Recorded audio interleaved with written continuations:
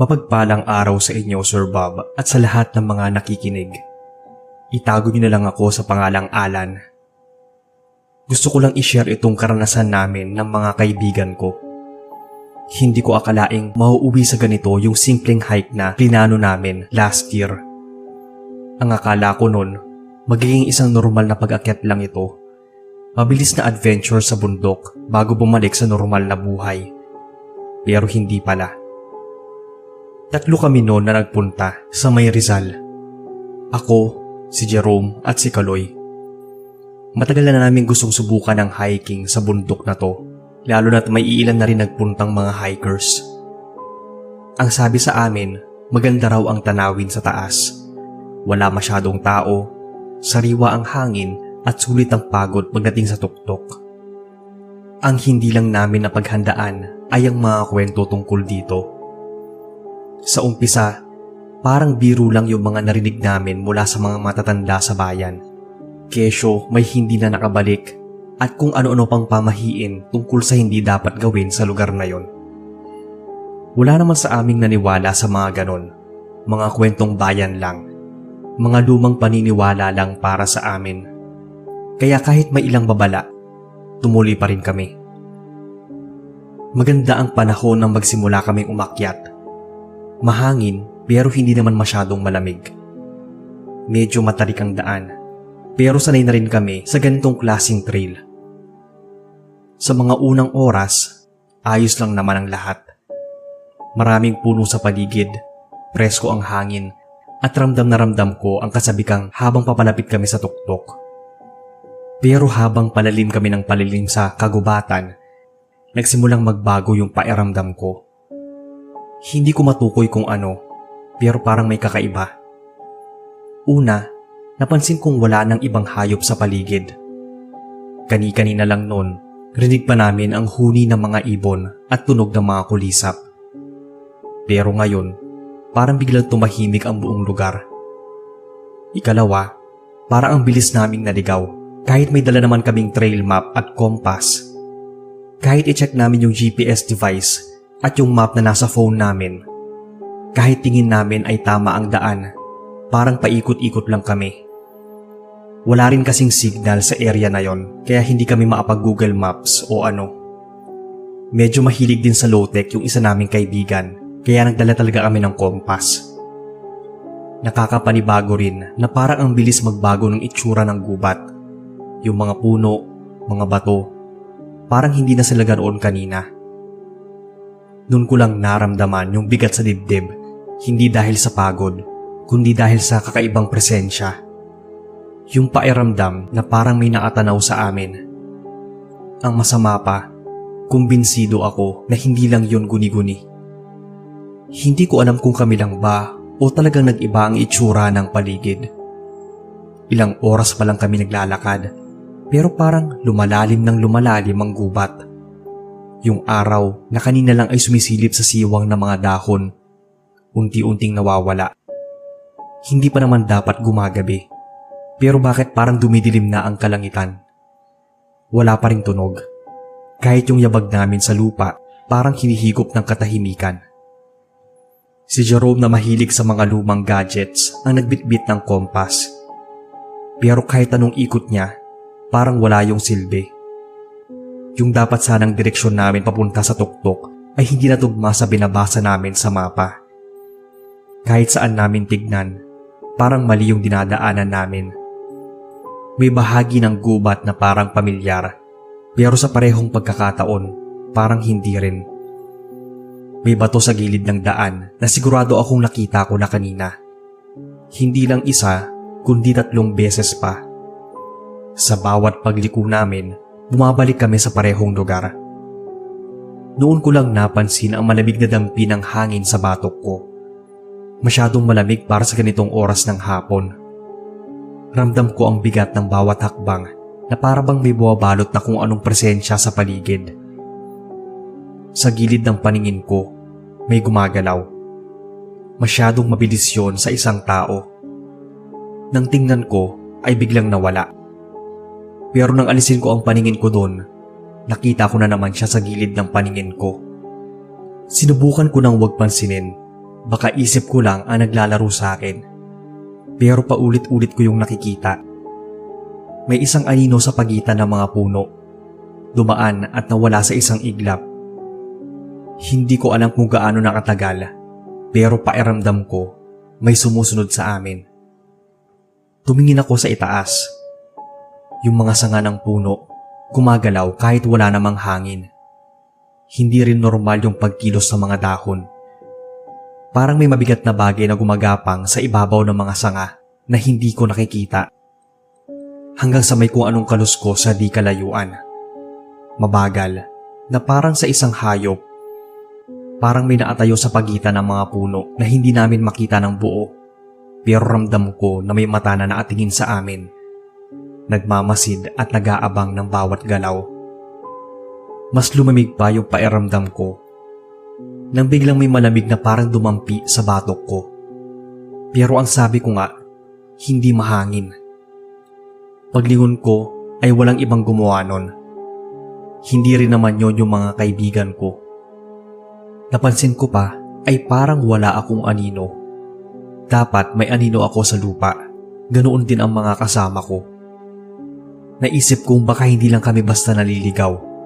Baka may gumugulo sa daan namin o kaya pinaglalaroan kami.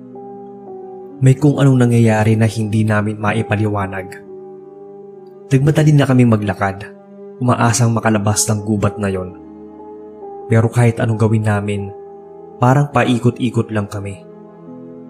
Ilang beses na naming nakita ang parehong malaking puno na may natuyong ugat. Ilang beses na rin naming nadaanan ang parehong batong may lumot sa gilid. Parang nilalaro lang kami ng kagubatan. Mabigat ang hangin na parang pinipiga ang dibdib ko. Mabigat ang presensya. Sa bawat hakbang namin, ramdam ko yung malamig na pakiramdam na parang may naasunod sa likuran. Hindi ko na alam kung gaano kami katagal naglalakad noon. Nagrereklamo na kami. Sigurado akong hindi na namin alam ang daan noon. Nang may makita akong itim na nilalang. Kahugis siya na isang tao pero mas mataas at payat siya. Hindi ko maaninag ang mukha nito dahil sa sobrang itim. Nasa may pagitan siya ng puno at mga halaman pero nakatingin ito sa direksyon namin. Hindi ko alam talaga kung tao pa yon. Tinuro ko sa mga kasama ko yung nilalang pero pagharap namin ay wala na ito. Hindi ko alam kung saan nagpunta pero pakiramdam ko nasa paligid pa rin siya. Kahit pagod na, wala rin naman kaming ibang magagawa kung hindi kami kikilos. Kaya naghanap pa rin kami ng daan palabas. Mabilis na nga ang mga lakad namin. Noong mga sandaling yon, may naririnig akong yabag. Para mga paang yumayapak sa lupa at mga tuyong dahon. Hindi ko alam kung napaparanoid na ba ako o talagang may humahabol sa amin. Kapag naman tumitingin ako sa likod, walang nakasunod. Hanggang sa may kung anong malakas sa kaluskos mula sa itaas, kaya napatingala kami. Narinig din nila yon. Sa gitna ng mga sanga, nakita ko na naman yung itim na nilalang. Tinuro ko sa kanila kung nasaan yon. Nakita rin nila. Ang nakakapangilabot itong itsura na naatitig pa sa amin. Sabay-sabay kami nagtakbuhan palayo. Walang lingon-lingon. Sinusundan lang namin kung saan nagpupunta si Kaloy na siyang nasa harapan namin. Kahit magkandaligaw-ligaw na, basta makalayo lang kami doon sa nilalang. Nadapa pa nga si Jerome at napuruhan talaga sa mga bato. Hirap siyang maatayo at makalakad, kaya tinulungan namin siya ni Kaloy. Ituloy namin ang pagdayo sa lugar dahil tinignan namin ang mga yabag na parang may sumusunod sa amin. Ganun na rin ang sunod-sunod na pagkaluskos sa mga dahon. Wala na kaming pakialam kung may kadulasan at mabato yung dinadaanan at kung madami ang halaman. Mga ilang minuto rin siguro ang lumipas ng paglalakad namin ay napansin namin na parang papunta na kami pababa ng bundok at kakahuyan. Sinundan lang namin ng trail pababa hanggang napunta na nga kami sa paanan ng bundok. May isang matanda pa nga na nagbabantay doon kung kumusta raw ba, kung naligaw raw ba kami, at kung anong nangyari sa kaibigan namin. hinihingal man ay kinuwento namin sa kanya ang mga na-experience namin. Normal na daw talaga yon, lalo sa mga first time pa lang na aakyat ng bundok na yon. Next time daw kasi, dapat ay may kasama na kaming guide. Kabilang kasi itong mapilit na gusto namin maakyat namin ang tuktok ng bundok nang walang tulong ng mga guide at ibang hikers. Kaya ito ang napala namin. Marami daw kasing naninirahang mga elemento sa gubat at bundok. Kaya kadalasan napaglalaroan ang kung sino man ang umaakyat dito. Nakauwi naman kami ng safe.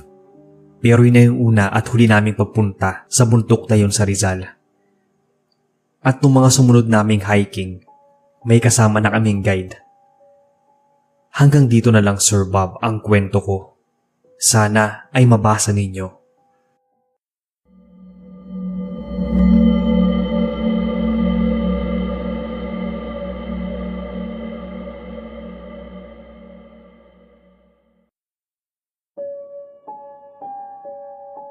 Magandang gabi sa inyo, Sir Bob. Isa ako sa mga silent listeners ng inyong channel at halos lahat ng videos nyo ay napakinggan ko na. Dahil nga dito, inaingganyo na rin ako mag-share sa inyo ng aking karanasan noon. Ako nga pala si Ella, 35 years old. Noon, wala akong hilig sa mga kwentong kababalaghan. Lumaki kasi ako sa lungsod. Sanay sa ingay ng mga sasakyan at maliliwanag na kalye kahit hating gabi. Kaya nang magbakasyon ako noon sa probinsya ni Lolo sa Leyte, wala akong ibang inisip kundi yung sariwang hangin, masarap na pagkain at tahimik na paligid. Sa unang linggo ko roon, puro pahinga lang yung ginawa ko. Gising sa tanghali, kain, tapos tulog ulit. Pero nang magsawa ako sa loob ng bahay, napagdesisyonan kong maglakad-lakad. Puno ng palayan ang paligid at makakapal na puno sa malayo. Ang sabi nga ni Lolo, wag raw akong pupunta roon, lalo kung mag-isa. Masyadong malawak at maraming ligaw na daan ang sabi niya. Pero ano namang masama kung sisilip ako kako? Isang umaga, nang tiyempong abala si Lolo sa pakikipag-usap sa mga kakilala niya sa baryo, nagpa siya ako lumabas at maglibot-libot. Naglakad ako sa makitid na daan, dumaan sa likod ng bahay, hanggang sa marating ko ang gilid ng kagubatan.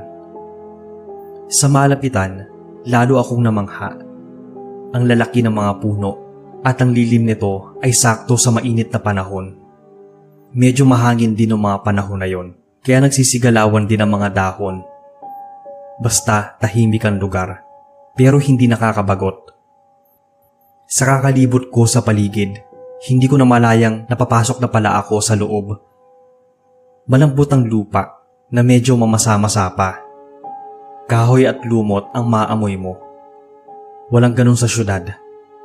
Iba talaga pag nasa probinsya. Natuwa pa nga ako dahil unang beses ko yon. Kaya nagpatuloy lang ako.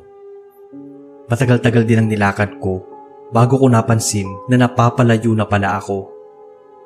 Naisip ko na bumalik na.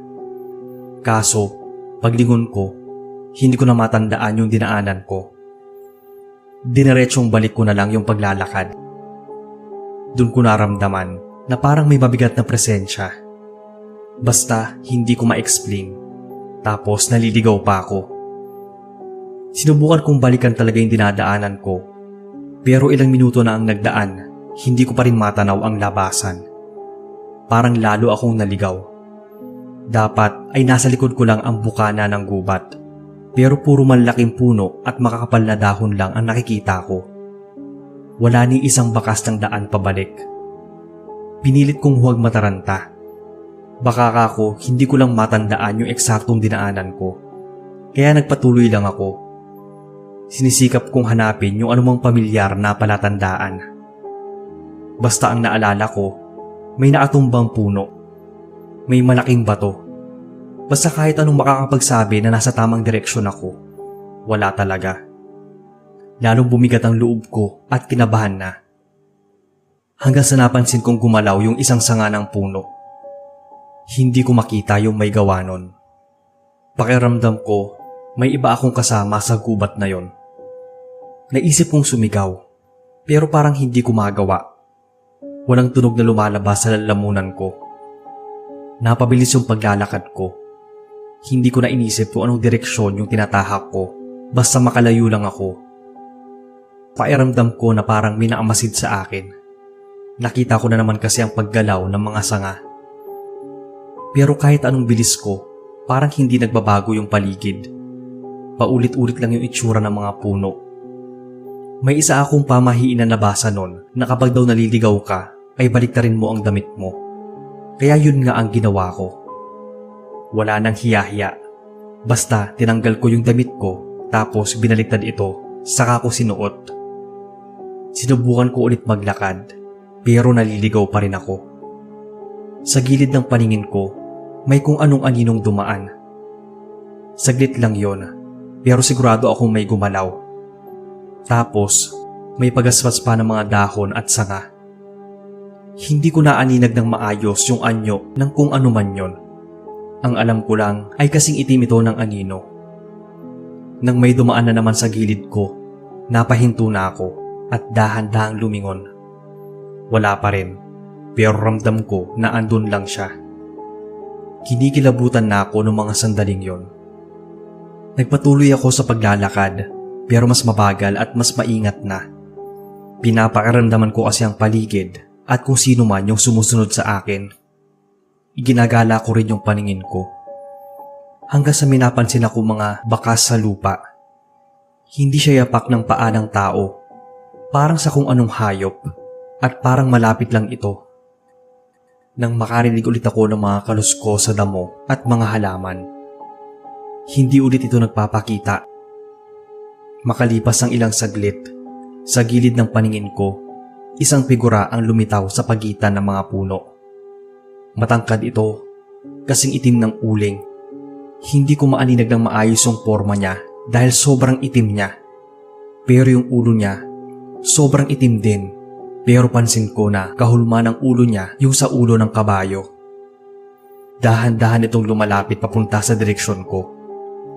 Mabibigat ang bawat yapak niya. Nanigas ako sa kinatatayuan sa magkahalong gulat, takot at kaba.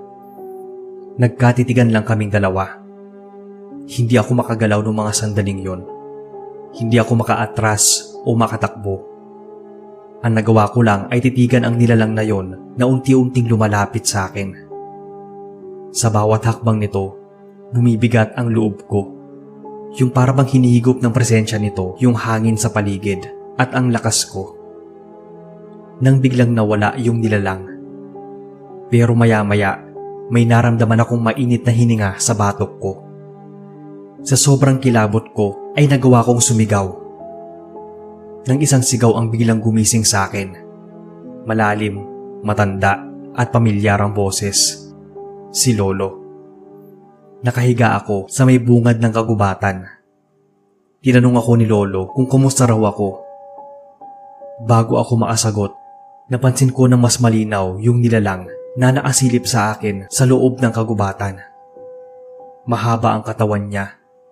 Yung mga braso niya ay katulad ng sa tao, pero mahaba. Itim na itim ang buong katawan niya. Pero yung ulo niya, parang sa kabayo nga. Naangisi ito habang pinapakita pa ang mga ngipin. Napasigaw ako at tinuro kay Lolo yung tikbalang. Pagtingin ni Lolo, ay biglang nawala yung nilalang. Hingal na hingal ako noon at tinulungan niya akong bumangon. Hindi ko na napansin na may mga sugat pala ako sa braso at tuhod. Ang mahalaga lang sa akin, naroon si Lolo. Batid kong nag-alala siya. Hindi na ako nagtanong. Hinawakan niya ang braso ko at hinila palayo. Sa wakas ay malapit na kami sa bahay. Ang ikinagulat ko, ang sabi ni Lolo, hindi lang ilang oras akong nawawala, kundi 2 araw na raw akong hinahanap ng buong baryo. Dahil nga nabanggit ko yung nilalang, nakahulma ng isang tikbalang. Ang sabi niya, inangkin daw ako nun.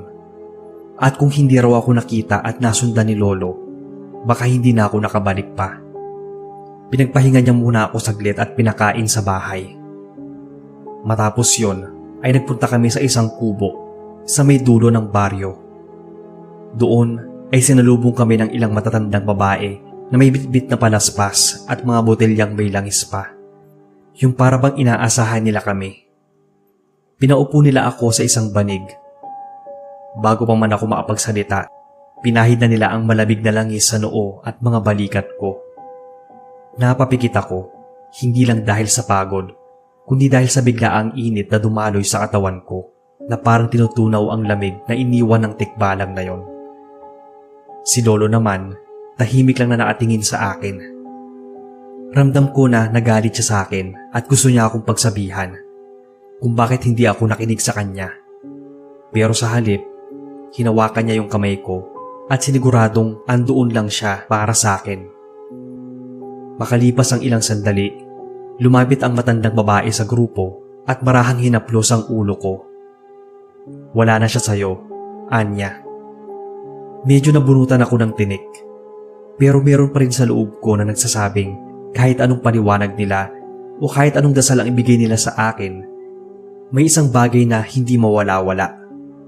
Yung naranasan ko kasama yung tikbalang. Yung para bang bumalik ako pero hindi buo. Yung ganong pakiramdam. Sa dulo ng isipan ko, parang andyan pa rin siya at nakapaligid sa akin. Pero magpasa hanggang ngayon, pinipilit ko na lang nabaliwalain yung ganong isipin. Ang importante daw ay magtiwala ako na hindi na niya ako magagalaw pa. Ito lang po sir ang kwento ko. Sana ay mainarit nyo to at ma-feature sa inyong channel.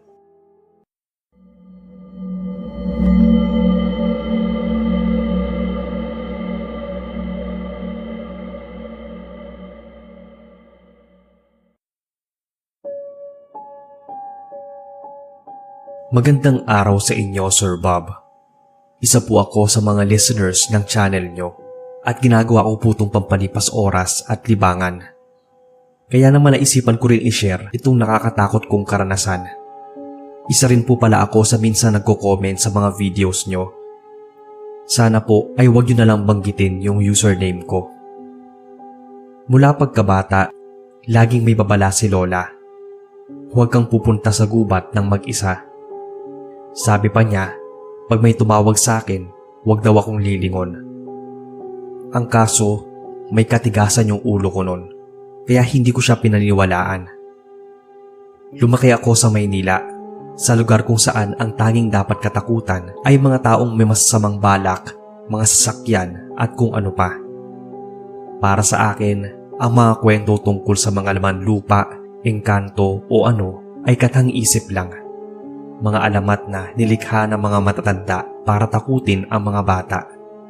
Kaya na magpunta ako sa probinsya sa Pangasinan para bisitahin siya. Wala akong balak sundin ang kanyang mga lumang paniniwala.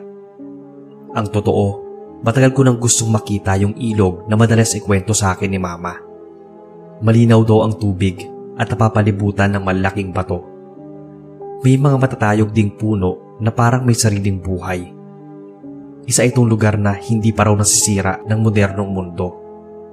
Kaya isang umaga, bago pa magising si Lola, nagpa siya akong umalis nang hindi nagpapaalam. Nagdala lang ako ng maliit na bag, tubig at cellphone. Bagay na sigurado akong hindi kakailanganin dahil wala namang signal doon sa area noong mga panahon na yon. Naglakad ako papunta sa gubat. Sinusundan ko yung makitid na daan na minsan lang ginagamit ng kung sino. Tahimik ang paligid. Nakakapagtaka rin dahil sobrang tahimik. Wala kang marinig na kahit anong tao o hayop. Ang dinig ko lang ay yung langit-ngit ng tuyong dahon na nilalakaran ko. Mas lalo akong na-excite nun. Ganun pala ang pakiramdam kapag nasa gitna ka ng kalikasan. Payapa, malayo sa gulo ng Maynila. First time ko kasi magpunta doon nun. Maya-maya ay may natanaw akong ilog sa di kalayuan. Totoo nga yung kwento ni Mama. Napakaganda nito. Parang hindi totoo. Parang yung nakikita mo lang sa pictures. Sobrang linaw kasi ng tubig. Yung mga puno naman sa paligid nito ay nakayuko. Para bang binabantayan ng lugar. Pero bago pa ako tuluyang makalapit, nakaramdam ako ng malamig na hangin na dumaan sa batok ko. Kasabay nun, may narinig akong tumawag. Mahina lang siya na pabulong, pero malinaw. Tinatawag nito yung pangalan ko. Nagtaka naman ako kung sino yon. Kung meron bang may kilala sa akin sa lugar na yon. Biglang bumigat yung pakiramdam ko. Doon ko naalala yung babala ni Lola na huwag daw akong lilingon dun sa tumatawag sa akin. Pinagpawisan ako ng malamig. Hindi ko alam kung guni-guni ko lang ba yon, pero malinaw kong narinig yung pangalan ko. Isang tinig na pabulong lang, parang hangin na dumaan sa tenga ko. Pilit kong hindi pansinin. Baka kasi pinaglalaroan lang ako ng imagination ko. Ang sabi ko ba sa sarili na isa lang yung gubat. Walang engkanto at walang kung anong nilalang. Kaya nagpatuloy ako sa paglalakad. Mas mabilis papalapit sa ilog. Paglapit ko, parang unti-unti nagbago yung paligid. Parang mas nagsitaasan yung mga puno. Mas lumaki at mas kumapal. Yung para bang unti-unti na akong binabalot ng kagubatan. Mas dumidilim din ang paligid. Sobra akong kinabahan nun. Hindi ko kasi alam kung anong nangyayari. Lumingon ako para bumalik na. Binilisan ko ang paglalakad. Narinig ko na naman na may tumatawag sa pangalan ko, pero hindi ko pinapansin. Tuloy lang ako sa paglalakad palayo. Nang bigla kong na-realize na para na akong naliligaw. Hindi ko na alam kung saan yung palabas. Hindi ko na makita kung nasaan yung daan na pinasukan ko doon sa gubat papuntang ilog. Parang napunta ako sa ibang daan kung saan mayayabong ang mga puno. Lumamig na naman ang hangin at kinilabutan ako. Wala akong matanaw kundi purong kakahuyan. Walang ibang tao at hayop. Sinubukan kong hanapin ang daan palabas, pero naliligaw talaga ako. At para talaga akong pinaglalaruan ng kung anong elemento o engkanto na naroon. Sinisi ko pa nga ang sarili kung bakit napakatigas ng ulo ko at hindi naniniwala sa mga kwento ni Lola. Nang may tumawag na naman sa akin, para na siyang naapalibot sa buong lugar. Pinilit kong ipikit ang mga mata at hindi dumilat. Baka kasi makita ko ang kung sino man yung tumatawag sa akin. Naiiyak na nga ako noon dahil naguguluhan na ako sa mga nangyayari at natatakot na rin na baka hindi na ako makalabas ng gubat na yon. Habang nakatayo at hindi gumagalaw, yung mga kamay ko ay nasa mukha ko para lang hindi ko makita kung sino yung tumatawag sa akin. Nakaramdam ako ng may tumatapik sa may balikat ko. Nagulat ako noon at naialis ko nga yung mga kamay ko sa mukha. Pero hindi pa rin ako dumilat. Sinunod ko yung babala ni Lola na huwag akong lilingon sa kung sino man ang tumatawag sa akin. Kahit pa kung sino o ano yung kumakalabit sa akin, hindi ko nililingon. Takot ko lang talaga. Sa isang iglap ay bumagsak na lang ako sa lupa. Nakahiga ako sa damuhan sa gilid ng ilog. Para akong nagising mula sa isang panaginip. Pero alam ko sa sarili nagising ako at totoo ang mga nangyari. Patunay nga nun yung pananakit ng katawan ko at ramdam ko pa rin yung tinapik sa balikat ko, pati yung malamig na dumampi sa batok ko. Hindi ko alam ang iisipin ng mga oras na yon. Parang walang nangyari sa paligid, yung para bang hindi ako naligaw. Nanumbalik sa lahat ang dati. Ang importante sa akin nun ay makaalis ako dun sa lugar. Dali-dali akong tumayo at tumakbo paalis ng ilog at ng kagubatan na yon. Habang papalayo, narinig ko na tinatawag ako ni Lola, kaya nagmadali ako. Nandun siya sa may daan, sa may bungad ng gubat na para bang hinahanap o hinihintay ako. Baka sa mukha niya yung pag-aalala. Tinanong niya kung saan ako nanggaling at kung bakit ako pumasok ng gubat na yon. Hindi ko alam kung paano niya nalaman, pero yung paraan kasi ng pagkakatanong niya, parang alam na niya kung anong meron doon. Niyakap ko si Lola ng mahigpit at sinabi ko na hindi na ako susuway sa mga babala niya. Ang sabi niya, buong maghapon daw niya ako hinahanap. Alas 5 na pala ng hapon nun. Pero para sa akin, parang wala pang isang oras simula nung umalis ako ng bahay papunta sa gubat, sa ilog, at hanggang sa maranasan ko ang mapaglaruan ng engkanto. Hanggang sa makita niya ako. Ilang oras na daw pala niya akong hinahanap. Ang sabi, iba raw talaga ang takbo ng oras kapag nasa ibang mundo o dimensyon ka. Mahirap man paniwalaan, pero nangyari kasi sa akin kaya naniwala na rin ako. Ikinuwento ko lahat kay Lola habang naghahapunan kami. Simula nga nun, hindi ko na muling nilingon pa yung gubat o sinubukang magpunta pa doon sa ilog. Hindi ko nga alam kung bakit nirecommend pa sa akin ni Mama na puntahan ko yon. Hindi ba siya napaglaruan noon ng mga engkanto? Nung nakausap ko siya, hindi naman daw.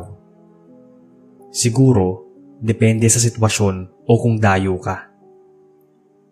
Ito lang po ang kwento ko, Sir Bob. Maraming salamat po sa oras at patuloy pa rin ako makikinig sa mga uploads nyo.